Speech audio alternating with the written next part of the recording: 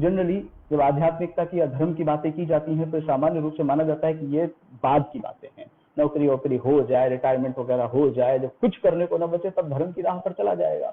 जब सब लोग, सरकार भी कह देगी, नकारा करके निकाल देगी, आपको रिटायर कर देगी, घर बिठा देगी, तब आपको ये महसूस होना चाहिए चलो अब धर्म की तरफ देखते हैं। लोगों के दिमाग में ऐसी मानसिकता है।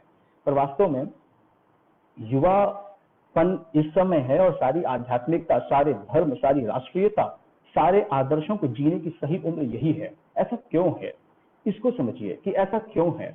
और इसका उदाहरण ऐसे समझ लीजिए कि जैसे हमारा मोबाइल है, हमारे मोबाइल का एक सिस्टम है, इसका अपना एक ऑपरेटिंग सिस्टम है। कुछ लोगों में एंड्रॉइड होगा, किसी के पास iOS होगा, किसी के पास विंडोज भी हो सकता है। अब क्या होता है कि इसको ऑपरेट करने के लिए हमें इसमें कुछ सॉफ्टवेयर इंस्टॉल करने पड़ते हैं। वो सॉफ्टवेयर ऐसे होने चाहिए जो हमारे मोबाइल के ऑपरेटिंग सिस्टम को सपोर्ट करते हैं, इससे कंपेटेबल हो। अगर हमारे पास एंड्रॉइड है तो ऐसा ही सॉफ्टवेयर इसमें चल पाएगा जो एंड्रॉइड को सपोर्ट करता हो। हम आईफोन का iOS से चलने वाला कोई सॉफ्टवेयर इसमें नहीं डाल सकते। तो इस हार्डवेयर के अंदर वो सॉफ्टवेयर जब कंपेटेबल होगा तो ये फोन काम कर पाएगा और ये फोन हमारे लिए उपयोगी होगा।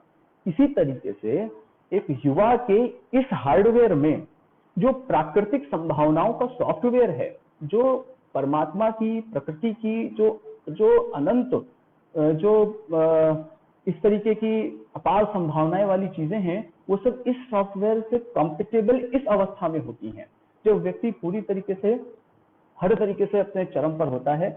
हर तरीके से अपने दिमाग के स्तर पर, भावनाओं के स्तर पर, संवेदनाओं के स्तर पर, शक्ति के स्तर पर, शारीरिक शक्ति के स्तर पर, मानसिक स्तर पर, सब तरीके से होता है। तो वह सॉफ्टवेयर इस हार्डवेयर में बहुत सपोर्ट करता है और व्यक्ति बड़े बड़े काम करके दिखाता है। ऐसी बात नहीं है कि धर्म के काम, अध्यात्म के काम, अच्छे काम, आदर्शों के काम बूढ़े होने पर करने चाहिए।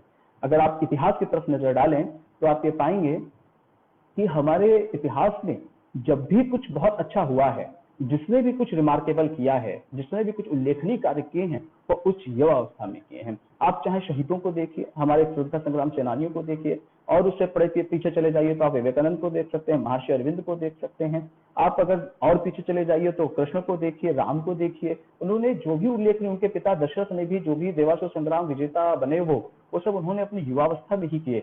आदर्शों को पालने की सही उम्र युवावस्था है, सही उम्र ये है।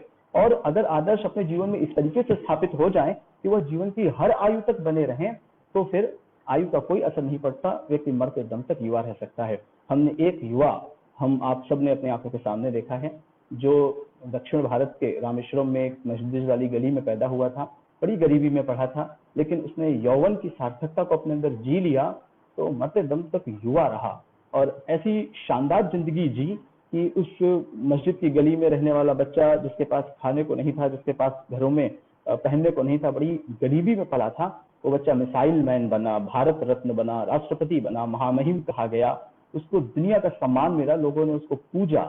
ऐसे डॉक्टर अब्दुल कलाम ने युवा को अच्छी तरीके से जिया है। ऐसे स्वामी विवेकानंद के जीवन को देखिए, भगत सिंह के जीवन को देखिए, चंद्रशेखर आजाद के जीवन को देखिए, तो आपको समझ में आएगा कि यौवन की सार्थकता इनके अंदर थी। यह समय ऐसा होता है जब आप प्रकृति की संभावनाओं को, प्राकृतिक संभावनाओं को अपने अंदर ला सकते हैं, उनको संभाल सकते हैं, उनको अपने अंदर बिठा सकते हैं और बहुत अच्छी तरीके से उसको निखार करके आगे बढ़ सकते हैं।